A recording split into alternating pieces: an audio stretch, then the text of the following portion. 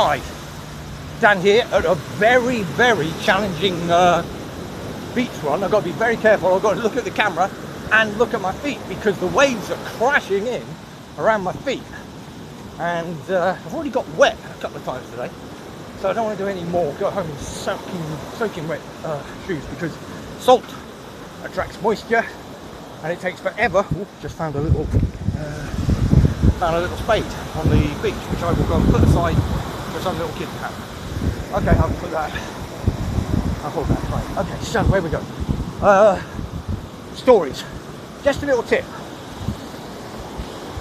I would say one of my favourite ways to start a story, and a really good practice, is not to do what students do. Students are inclined to write in an essay style. This is a bit of journalism. And you need then to go and write it, as we said in class, use Aristophanes' idea. The first rule of storytelling is to entertain. So we're writing a story, all right? You're not writing an essay, which is dreary. Essays are dreary. This is about entertainment. So, what I would say, I'm going to use another classical reference. I've just used Aristophanes, ancient Greek. There was a famous Roman poet called Horace. And Horace said the best way to start a story is in medias res. Right, what does that mean? That means it's jumping into the middle of things. Not literally, not halfway through, not finding if you've got an 80-year-old, not starting when they're 40. What it means is just jumping into the story. Now, students are really bad at this. What students think they have to do is they have to give context. So what happens, in class, we did a story about the most interesting thing about someone. And what some people did is they would start their story by saying something like, Joyce Matteson is a 19-year-old student at Bournemouth University studying English. Now that is ridiculously dreary. Okay, it might be interesting to Joyce and her parents, but not the wider population. So if Joyce was to write that on a covering letter for a job, I am a 19-year-old student studying English at Bournemouth University. Yeah, it puts her in context, fine, but that's not storytelling. So what do you do with a story? Well, you just jump in. And there's a couple of ways of doing that.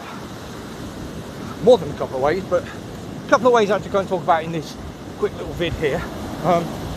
First one, sorry, I even found like this little ball just on the beach. Whoa, look at this, look at that. Oh my God. When I was holding up this, I nearly got what they call from where I come from in the Midlands, a booty.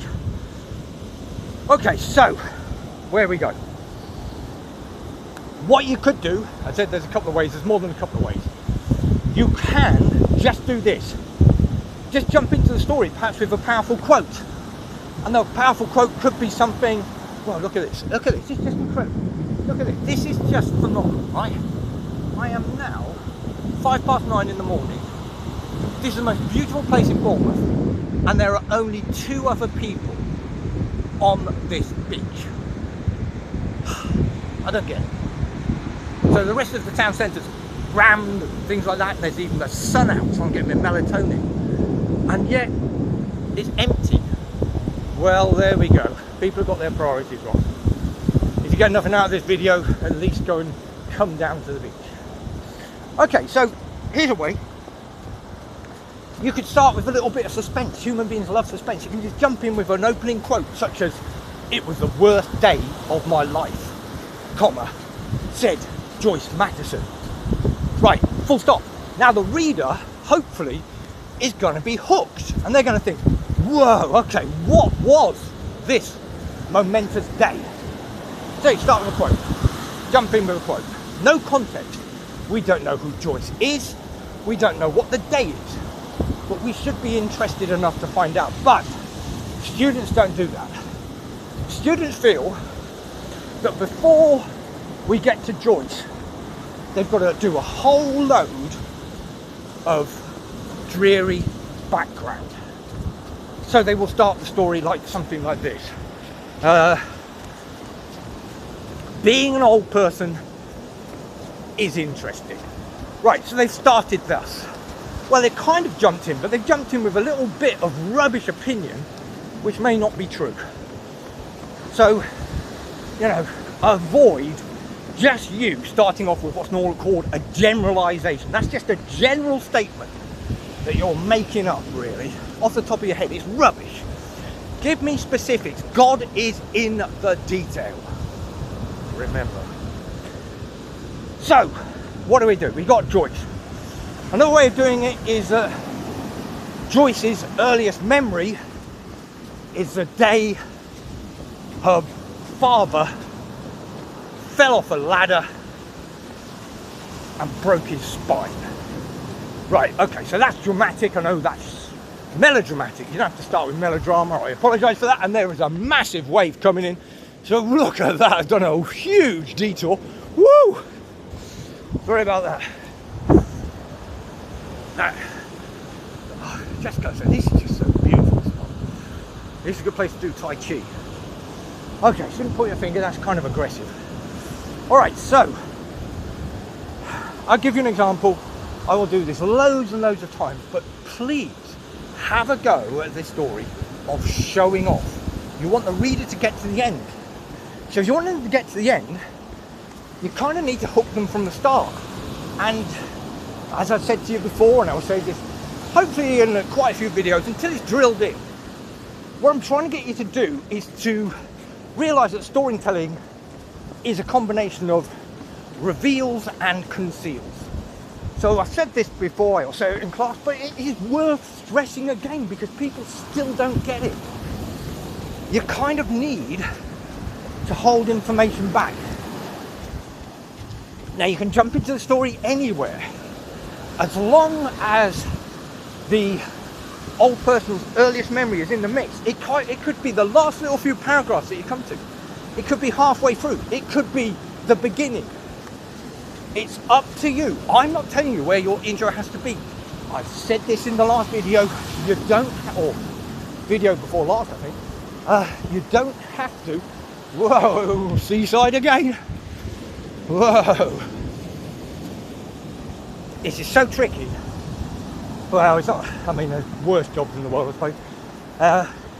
But trying to jog along the beach, do a video, and avoid getting killed by the English Channel. Whoa! Here we go. More stuff, more waves. So, kind of it really. I just show off, have fun. I can talk about it when you get your drafts. Drafts, vital. Get me a draft. But now I've run from Bournemouth Pier over there. Well, it's going to be displayed underneath it. Bournemouth Pier there to Boston Pier here. I think I'm really done. Other than the fact to say, enjoy your stories, get them done early, post your drafts on Brightspace. I'll give you feedback on that. Then when I talk to you face to face, I can give you even more feedback. That's just the way that we're going to do it. Journalism is a public-facing form of writing. I can't get you.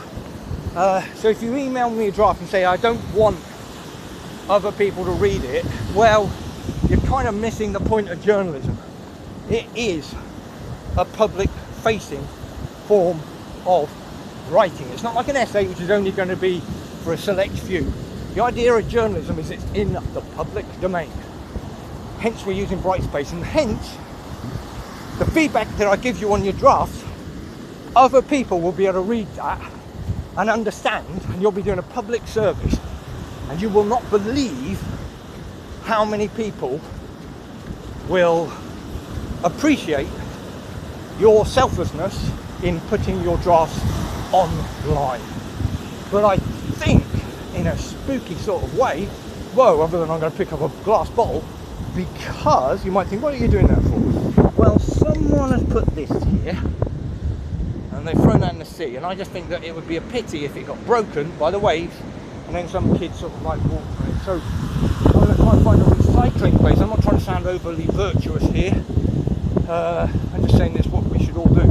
It's difficult to jog with a bottle, but now I've got jogging with a bottle, a balloon, a wee little ball, which you probably can't see, it's just in there, and a phone. So I think that's enough. I don't think I can do any more jogging or any more talking. Just enjoy the unit, enjoy your